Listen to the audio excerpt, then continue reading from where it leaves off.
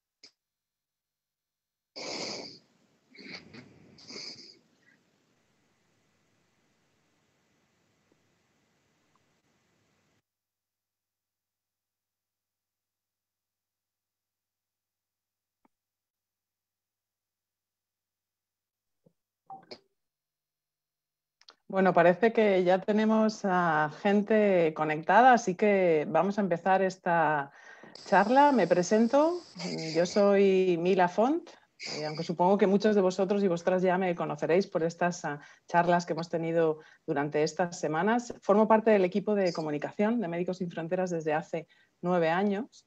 Y anteriormente he estado trabajando en terreno, en diferentes misiones como Somalia o Ruanda y también, en algunos casos, también con alguna epidemia. Es un orgullo para mí estar con todos vosotros, nuestros socios, colaboradores, y acompañada además hoy por mi compañera Teresa San Cristóbal, que es nuestra directora de operaciones en Médicos Sin Fronteras. Bienvenidos y bienvenidas a todas las que estáis conectadas. Gracias por estar aquí hoy. Y además, hoy, además de en esta web de MSF, estamos también en Facebook, así que saludar también a las personas que nos están viendo desde el Facebook Live. Hola Teresa, buenas tardes. Hola Mila, buenas tardes.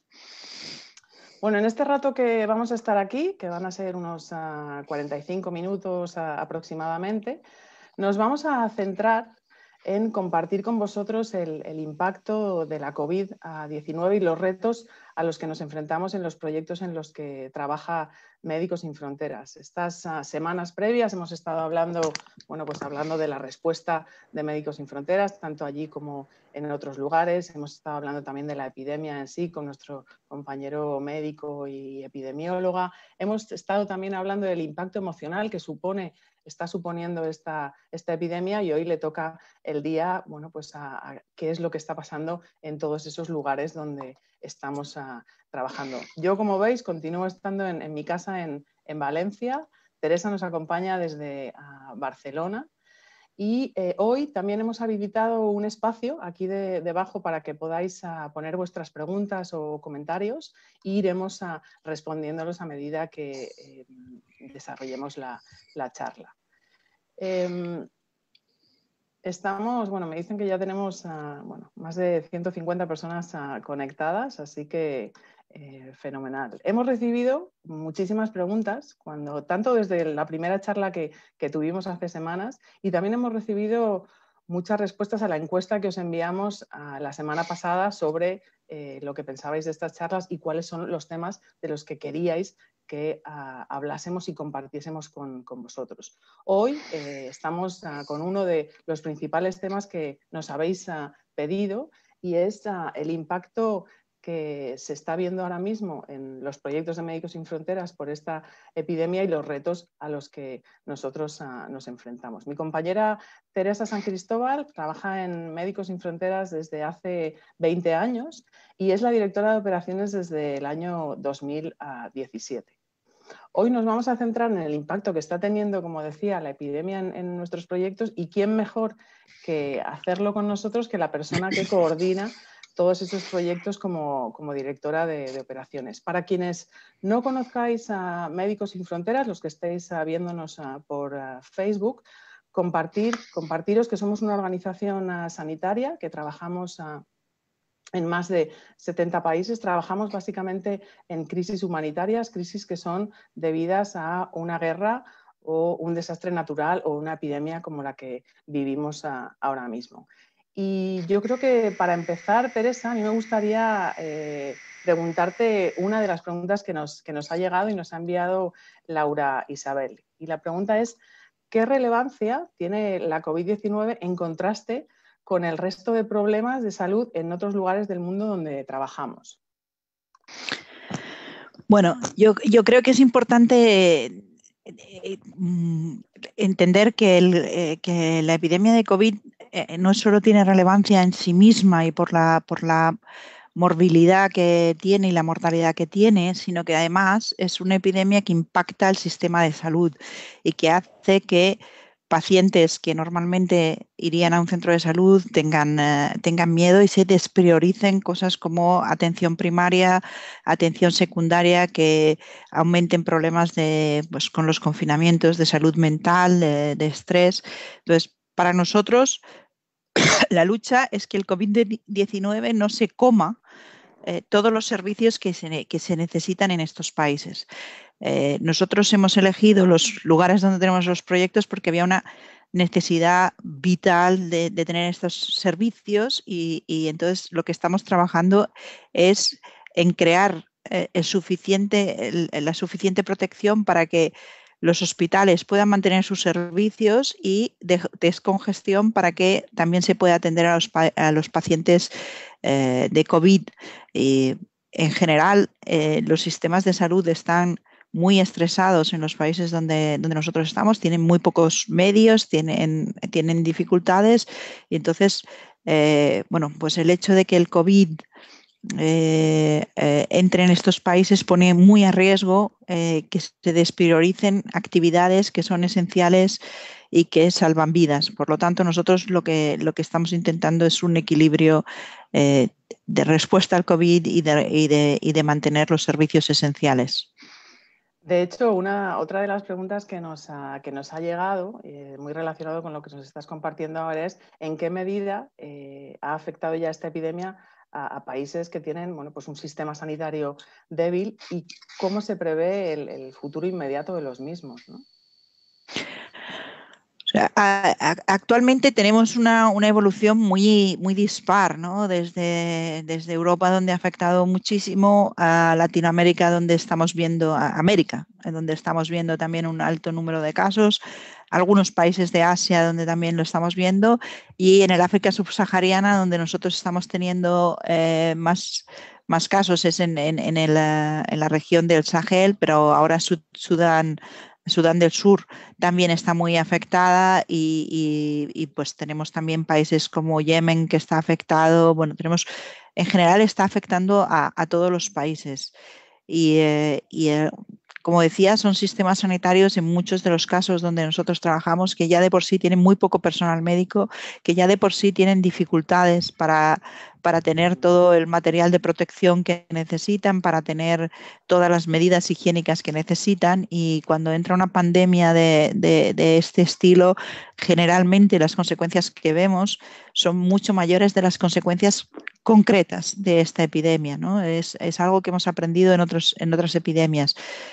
Aparte del impacto que pueda tener en mortalidad o el impacto que pueda tener en severidad, la enfermedad en sí tiene un enorme impacto en los proyectos, o sea, en todo lo que son las actividades médicas que se hacen en centros de salud y en hospitales. Podemos poner el ejemplo de Sudán, donde ya muchas clínicas se han cerrado que daban una atención no COVID, pero que daban una atención esencial para la gente. El hospital, hay un hospital de enfermedades del corazón que se ha tenido que cerrar porque no tenían PPE, porque no tenían EPI, perdón, porque no tenían material. Y todo esto tiene un gran impacto y es bueno, las muertes que no se cuentan por COVID, pero que en realidad sí que están relacionados al hecho de que los sistemas de salud se ponen al máximo, ¿no? Necesitas más médicos, necesitas más enfermeros, necesitas más gente, tienes mucha gente centralizada en un tema y quedan un poco descuidados otros temas. Hay otra serie de cosas que también pasan en este tipo de momentos cuando decides, por ejemplo, parar las vacunaciones que generan muchísima letalidad o parar actividades comunitarias como puede ser la prevención de la malaria, que indudablemente sesga muchísimas vidas al año. Y también, por ejemplo, la atención a casos de malnutrición o el seguimiento de los embarazos, todo esto está muy afectado. En el sentido de sobrecarga de las UCIs, pues esto sí que es muy diferente, ¿no? En algunos países en los que estamos nosotros hay 14 camas de UCI en todo el país. Entonces, en ese sentido, no se puede colapsar lo que no existe, pero sí que creemos que puede afectar muy seriamente a hospitales y a centros de salud y sobre todo al acceso de la población a la salud. También ha habido ya algunas preguntas que nos han empezado a preguntar concretamente cómo está afectando en algunos contextos. Por ejemplo, Guillermo nos pregunta que cómo veis la evolución de la pandemia en el África subsahariana. Tenemos proyectos de Médicos Sin Fronteras en esas zonas. ¿Qué está pasando ahora mismo en algunas de ellas? Bueno, en realidad se parece mucho a lo que ha pasado en el resto de los países, en el sentido de que, bueno, al principio hay una cierta negación de que el virus puede afectar a las poblaciones y cada vez más estamos viendo casos.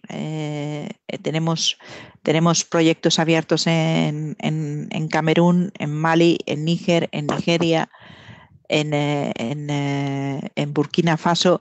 Y bueno, los números no están a la altura de lo que esperábamos, pero también es cierto que nosotros habíamos pensado que los primeros casos en Europa eran posteriores a lo que luego se ha demostrado. Lo que sí que estamos viendo es que, bueno, pues eso, que el nivel de asistencia médica que se puede dar a estas poblaciones está muy por debajo del que se ha podido dar en otros contextos. Y además el hecho de que en muchos de estos países exista un conflicto y existan amenazas de seguridad también hace mucho más difícil las referencias entre distintos puntos. Y hay otro tema, y es que el impacto de las medidas de cuarentena o de confinamiento es mucho más alto en poblaciones que dependen del día a día. No, claro, también hay otro de los continentes que también a Médicos Sin Fronteras nos preocupa, es Asia, ¿no? Y uno de los ejemplos concretos, Ignacia, por ejemplo, nos pregunta cómo está la situación en los campos rohingyas ahora que se han detectado algunos casos de COVID-19 y los problemas que hay si permite el gobierno bangladesí la entrada de cooperantes de Médicos Sin Fronteras, de trabajadores de Médicos Sin Fronteras. Bueno, yo no sé cuántos de vosotros podéis proyectar la imagen de lo que es el campo de los Rohingyas, pero es uno de los sitios del mundo con más densidad de población, ¿no? Y además es una población que no tiene libertad de movimiento, que no puede expandir el campo, que no puede tener medidas de confinamiento. Y esto, evidentemente, en una epidemia y más en esta del COVID, con la facilidad de transmisión, es una pesadilla, ¿no? Una pesadilla pensar cómo puedes proteger a la población de la expansión masiva de este virus. Nosotros en Bangladesh sí que hemos obtenido permiso para enviar cooperantes. Aún así tenemos muchas dificultades porque habiendo brotes en Dhaka, en la capital, es muy difícil también atraer a personal, nacional que quiera ir a trabajar a estos campos. Además, la población en los campos no tiene permiso de trabajo tan fácilmente. Perdón. Con lo cual, la respuesta no solo se ve limitada por otros factores externos, no tenemos suficiente personal para poder hacer frente cuando llegue el pico de la epidemia, que todavía no está. El número de camas que se estima necesario para esta población es masivo.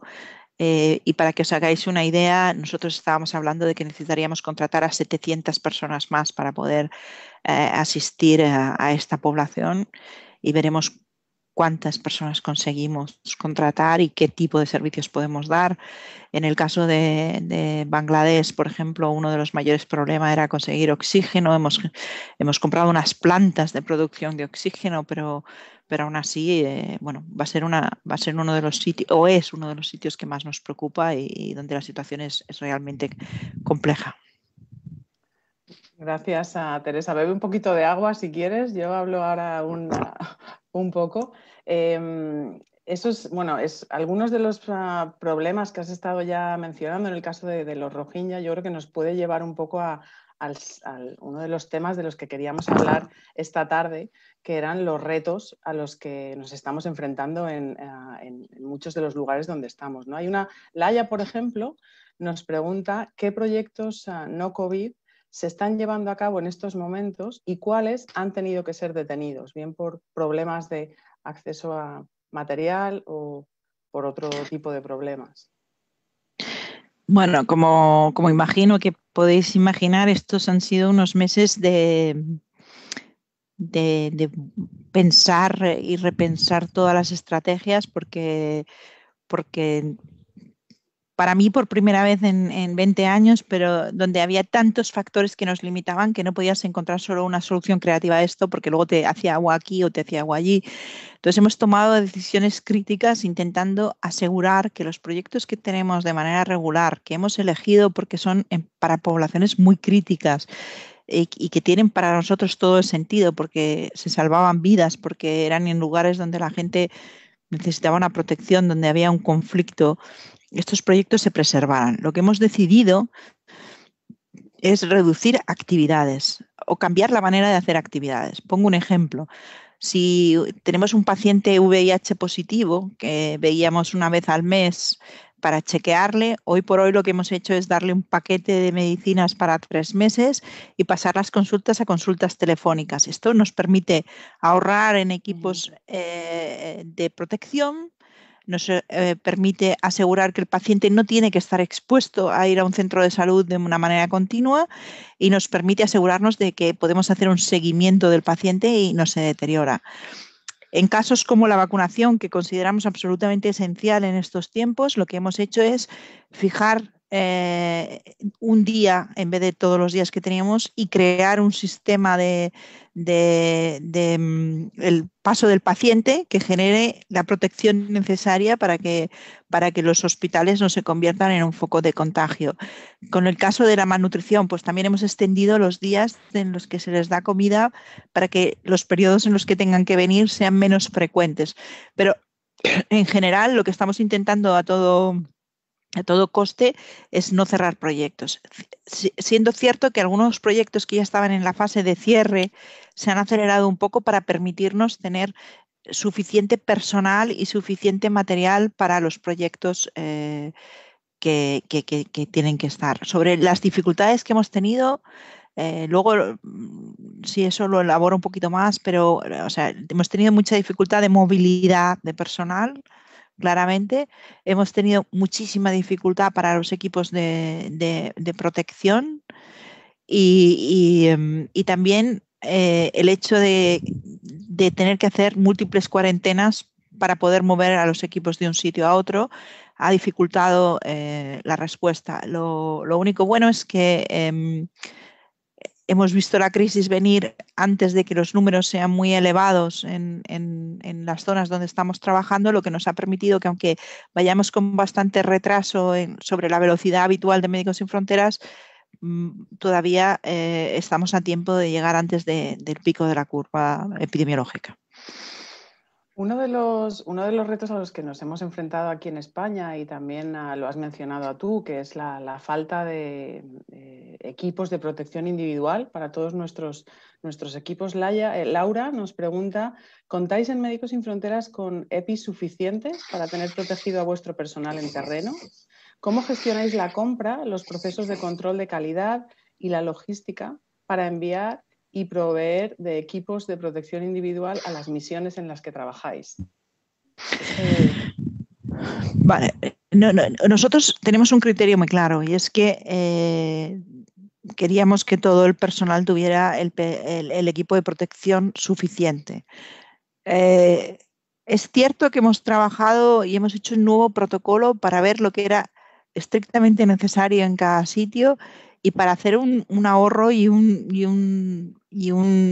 asegurarnos de que dábamos la protección suficiente y no la extremábamos y gastábamos más equipo del que necesitábamos. Aún así, estamos en una situación súper crítica.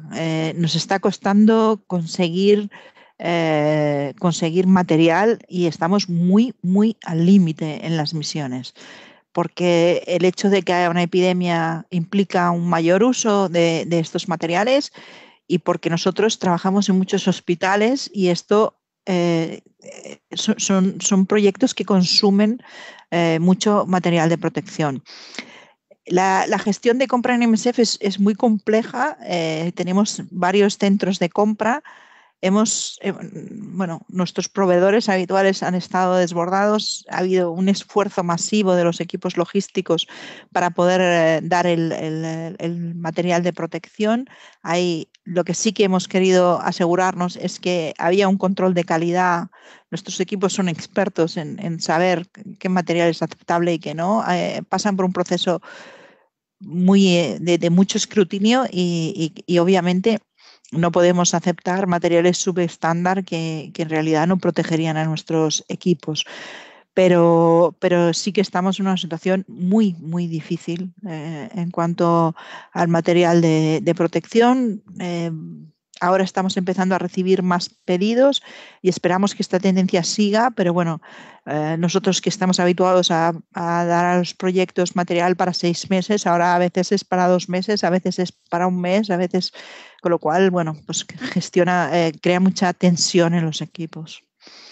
Bueno, la verdad es que esperemos que ahora en las próximas semanas, meses, esa situación mejore, ¿no? Y el hecho de que aquí la situación haya mejor, pues que haya una cierta solidaridad para esos otros países, ¿no? En cuanto a lo que tiene que ver de equipos de protección. Antes de pasar a las preguntas en directo, bueno, comentaros que somos más de 200 personas hoy aquí en esta charla. A mí sí que me gustaría preguntarte por un reto al que se enfrenta Médicos Sin Fronteras, no específicamente relacionado con la COVID-19, pero que desde luego marca pues lo que podemos hacer y lo que no podemos hacer. La semana pasada vimos cómo una maternidad de Médicos Sin Fronteras en Kabul, en Afganistán, era asaltada y madres y personal muerto en ese ataque. Lo hemos visto también esta semana pasada en Sudán del Sur, donde uno de nuestros compañeros fue asesinado y otros 2 resultaron heridos durante los combates que hubo en la ciudad de Pieri. ¿Cómo ahora mismo o cuál es la situación que ves ahora mismo en cuanto a este problema de seguridad que continuamos viendo en muchos de los lugares donde trabajamos?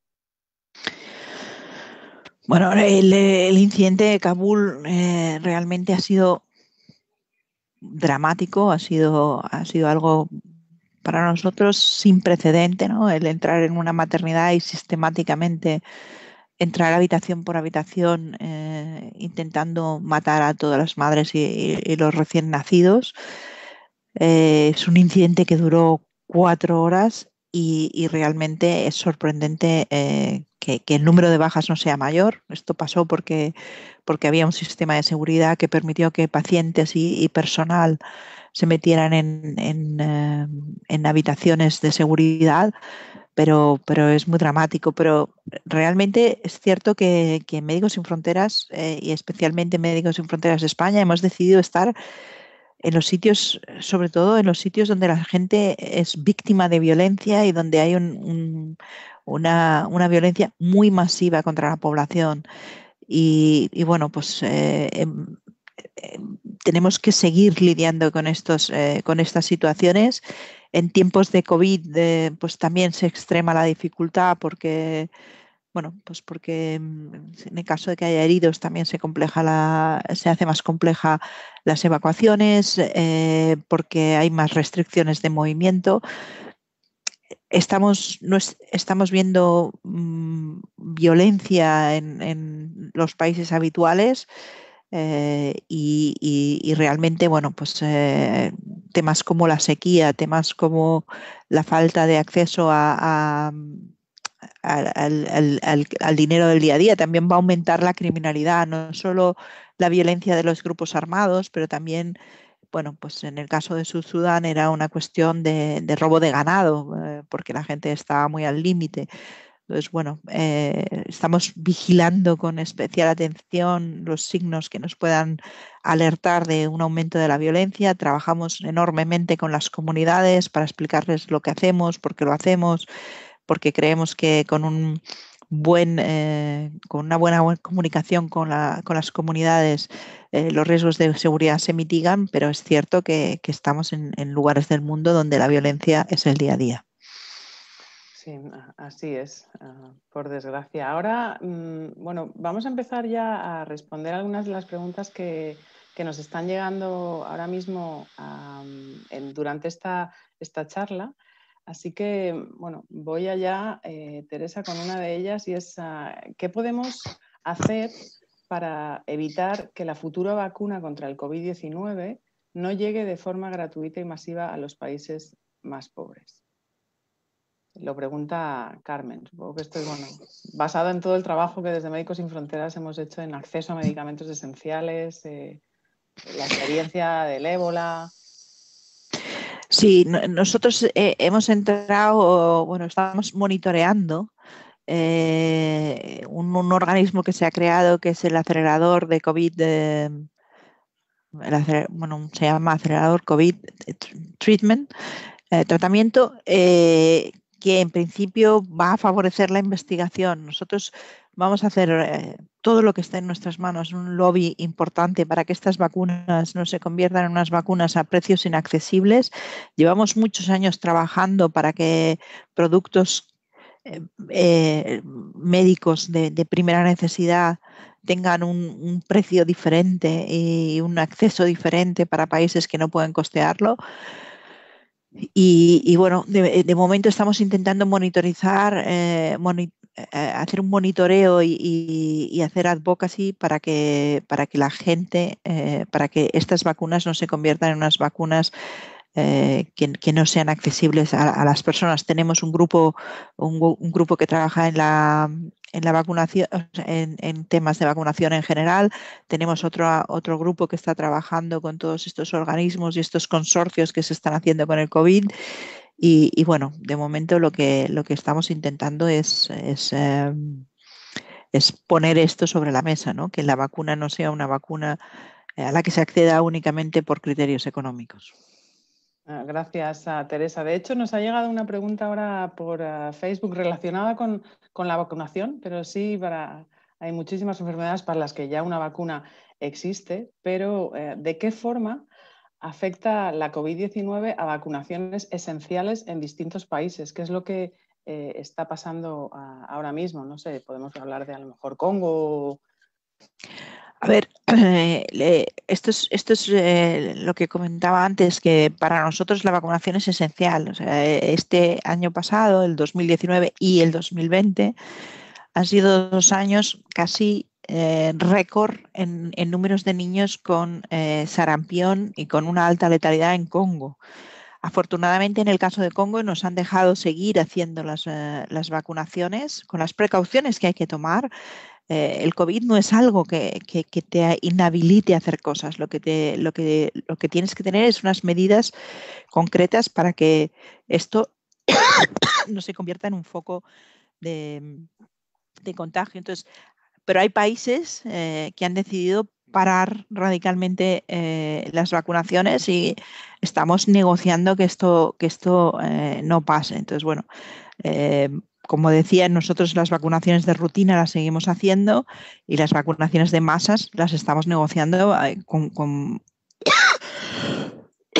Bebe, bebe perdona, tranquila, bebe, bebe. con diferente grado de éxito según los países, pero sí que estamos muy preocupados porque si baja la cobertura vacunal en estos países, además pensamos que va a subir las tasas de malnutrición. Si además no se hace suficiente prevención de la malaria, eso es un cóctel molotov para los niños menores de 5 años que pueden tener un sarampión seguido de una malnutrición, seguido de una malaria, y esto aumentará muchísimo la mortalidad en los niños, con lo cual para nosotros sí que es clave que el COVID no sea una excusa para parar la vacunación. Hay maneras de vacunar sin incrementar el riesgo de contagio. Y de alguna forma relacionado con este problema nos ha llegado otra pregunta y es, ¿pensáis que la pandemia de COVID-19 puede cambiar los objetivos prioritarios de la asistencia sanitaria en países en vías de desarrollo y dejar más olvidadas incluso a aquellas enfermedades que ya lo están siendo, las neglected diseases como puede ser Chagas, malaria o dengue? Bueno, yo creo que sí, yo creo que esto es una preocupación para nosotros, ¿no? Que a nivel internacional, que casi toda la ayuda que se da a investigación médica sea solo para el COVID. A nivel internacional, que apoyos que se daban a organizaciones se estén cambiando, como apoyos para vacunas se cambien solo hacia la vacuna del COVID. Y también el hecho de que muchos países tienen el presupuesto de sanidad que pueden permitir, bueno, el que tienen, y que esto, que la lucha con el COVID tome tanta parte del presupuesto que lo demás quede despriorizzados. Sí que nos preocupa que a nivel internacional se disminuya la ayuda a estos países y nos preocupa que dentro de estos países toda la prioridad vaya hacia el COVID, entendiendo que hay una prioridad en el COVID, ¿eh? No estamos diciendo que no la hay, pero lo que decimos es que al final en recursos limitados lo que le das a uno se lo quitas a otro, y que si no hay un esfuerzo extra de todos la comunidad internacional, esto acabará afectando seriamente a los sistemas de salud. Como decía, en nuestras labores de advocacy, cuando vemos, por ejemplo, propuestas que dicen, bueno, pues el dinero que había para malaria lo pasamos a COVID, el dinero que había para tuberculosis lo pasamos a COVID, estamos haciendo mucha labor de persuasión para decir no, o sea, pon más dinero, pero no le quites el dinero a la malaria porque la mortalidad de malaria en el mundo es altísima, ¿no? Entonces, yo sí que creo que hay una tensión y que va a haber que luchar porque lo que se haga es incrementar los fondos, porque si no, si tienen que competir, se notará y tendrá un impacto en muchas poblaciones.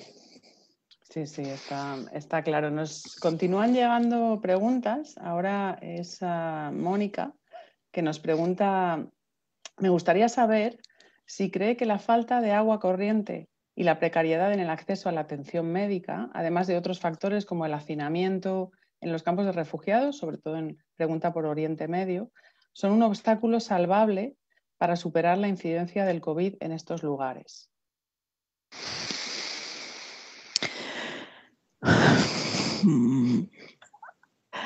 A ver, yo creo que es bastante difícil. Bueno, yo me pongo ahora mismo en el campo de los Rohingyas, inundado, embarrado, sin suficiente agua.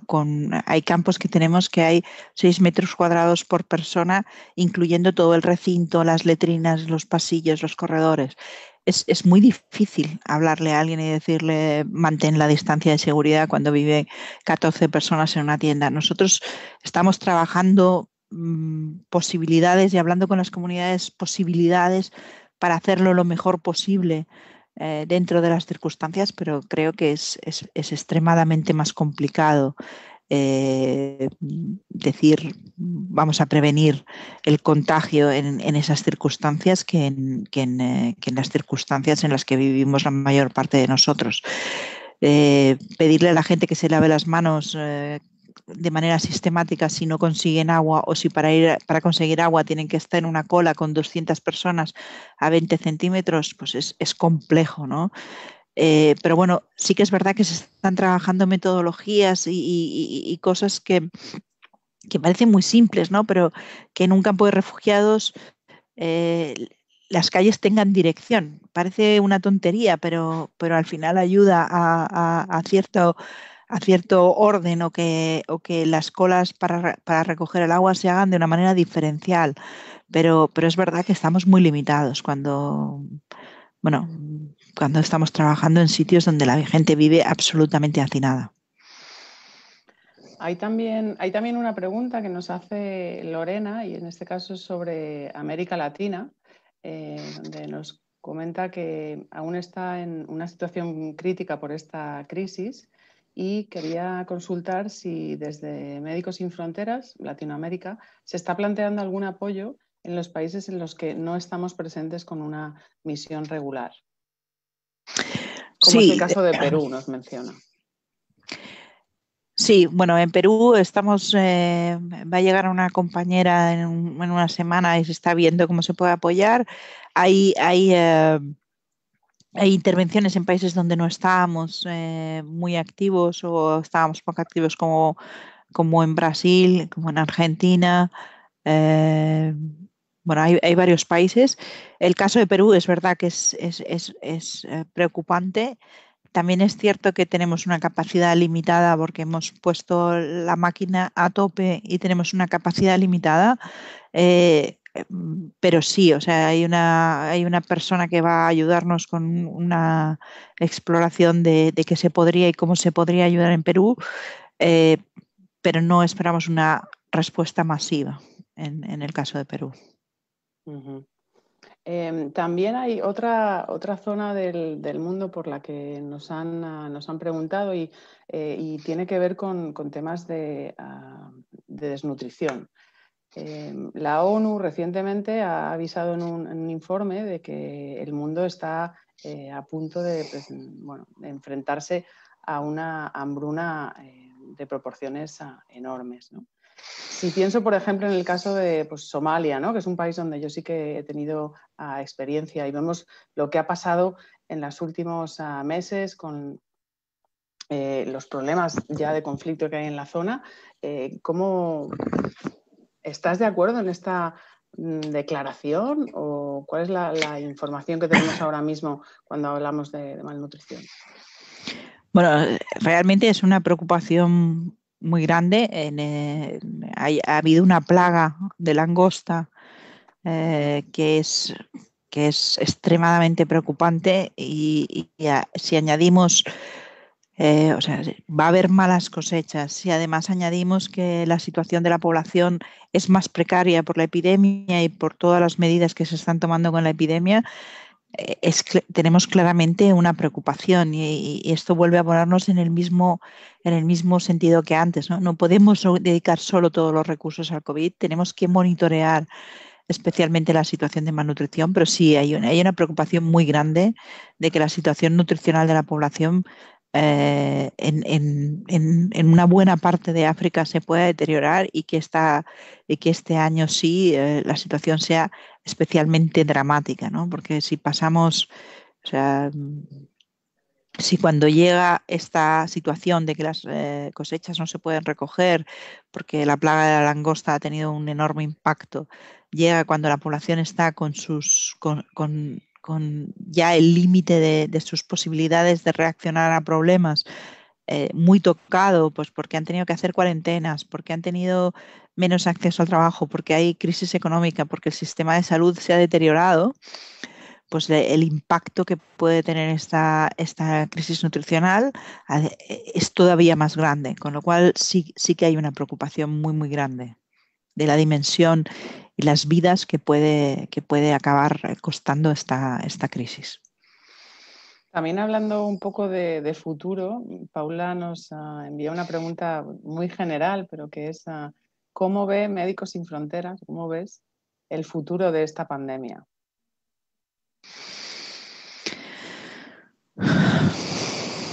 Pues la verdad es que es una pregunta que me hago todos los días, pero que no sé responder muy bien, sinceramente. Creo que, bueno, que aprenderemos y podremos ir siendo más certeros en las elecciones que hagamos, pero que esta pandemia va a dejar realmente tocado a mucho sistema de salud, a mucho personal de salud, a muchas poblaciones, que puede que incremente violencia en lugares donde, bueno, pues donde la situación de la población se convierta muy desesperada y creo que nos va a dejar que va a dejar a las poblaciones con las que trabajamos tocadas por un periodo largo.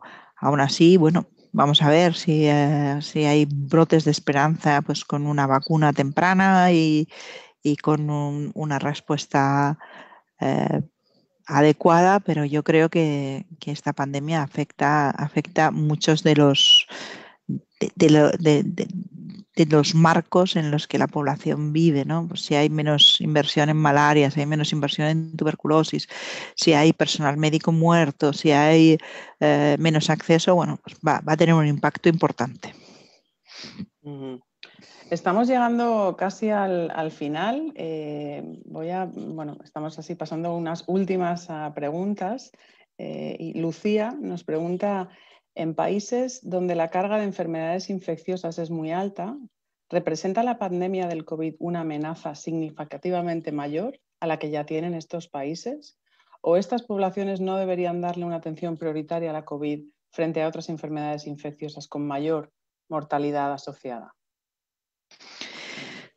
El problema es cómo compatibilizas los dos, ¿no? Porque claro que hay que dar atención al COVID y claro que hay que intentar evitar que las personas más a riesgo pues tengan una mortalidad mayor, ¿no? Pero es cierto que lo que no puedes hacer es una desinversión total en las otras cosas, ¿no? Entonces, para mí consiste en ir aprendiendo rápido, evitar que los hospitales se conviertan solo en hospitales COVID, asegurar que el sistema de salud sigue funcionando, ser adaptativos y ser capaces de, bueno, pues de, por ejemplo, de seguir a un paciente pero con menos frecuencia, de utilizar las nuevas tecnologías para poder seguirlos, pero sí que creo que si, por ejemplo, se decidiera en algún país no apostar por la malaria o no apostar por la lucha contra el VIH, bueno, pues a la larga tendría unas consecuencias enormes y no deseables, con lo cual es verdad que lo que se les está pidiendo a todos estos países es un ejercicio muy difícil, ¿no? Porque es intentar invertir y trabajar para que el COVID no se convierta en algo dramático para la población, al mismo tiempo que tienen que invertir para que el resto de patologías sea bien tratada. Bueno, como decía, estamos llegando al final y a mí me gustaría acabar con esta pregunta que nos hace Juana Mari, y es ¿cómo os podéis organizar con tantos frentes abiertos en varios países a la vez, ¿no? Que es la situación a la que nos estamos enfrentando ahora? Bueno, la verdad es que el COVID nos ha puesto al límite total, porque es la primera vez que tenemos una emergencia en todos los lugares donde trabajamos a la vez y que además esta emergencia, pues con limitaciones de material, con limitaciones de transporte, pero la manera en la que podemos organizarnos es porque tenemos equipos muy fuertes, muy sólidos en el terreno, que son muy capaces de tomar mucha más autonomía cuando la máquina se estresa mucho, pero sí que es verdad que es una situación muy, muy límite. Es una situación donde gente que ya está muy cansada tiene que seguir y esforzarse pero es una manera de trabajar en MSF. Cuando realmente crees en lo que haces, pues perdonar. Bebe tranquila, bebe tranquila, Teresa. Cuando realmente crees en lo que haces, creo que bueno, que todo el mundo está intentándolo, pero es verdad, bueno, pues hemos tenido problemas, pues un grupo de gente que trabaja numerosísimas horas en buscar nuevos proveedores para tener material, para protección. Tenemos gente que está ayudándonos a ver qué vuelo sale de qué país del mundo para conectar. Tenemos equipos, como digo, muy sólidos en el terreno que tienen autonomía. Tenemos equipos que inmediatamente cuando aprenden algo lo comparten con otros equipos para que el aprendizaje se acelere. Hemos tenido apoyo de muchísima gente para ayudarnos a acelerar procesos en este momento que permitan a los equipos estar mejor preparados. Pero sí, de mi experiencia, esta ha sido la situación más límite que hemos tenido. Sí, la verdad es que es una situación que estamos, bueno, ya lo hemos vivido aquí, pero desde luego se está viviendo en muchísimos de nuestros proyectos. Ha habido seguramente alguna pregunta que se nos ha quedado sin responder, ya son, bueno, hemos pasado de la hora. Vamos a continuar con estas charlas, seguiremos centrándolas en los temas en los que nos habéis pedido y los temas que veamos que son de interés para todos vosotros, teniendo en cuenta lo que al final es Médicos Sin Fronteras, que somos una organización médica que está trabajando en crisis humanitarias. Quería daros las gracias otra vez a todos vosotros por participar, a Teresa también por acompañarnos, por hacernos un sitio en su apretadísima agenda. Sabemos que son días difíciles y te lo agradecemos muchísimo. Socios y socias, colaboradores, gracias a todos por acompañarnos. Quizá te paso la palabra a Teresa por si quieres, bueno, pues compartirnos algún mensaje de cierre y despedida. Bueno, yo lo que quería es dar las gracias porque gracias a los socios, a los colaboradores y a todos vosotros es por lo que podemos hacer el trabajo que estamos haciendo. Deciros que aunque afortunadamente la situación en España está cambiando, en el resto del mundo la situación sigue siendo muy problemática y que seguiremos necesitando vuestra ayuda, que realmente hemos sentido muchísimo apoyo por todos vosotros y que esto nos da mucho ánimo para trabajar y que, bueno, pues que muchísimas gracias a todo el mundo porque gracias a vosotros esto es posible.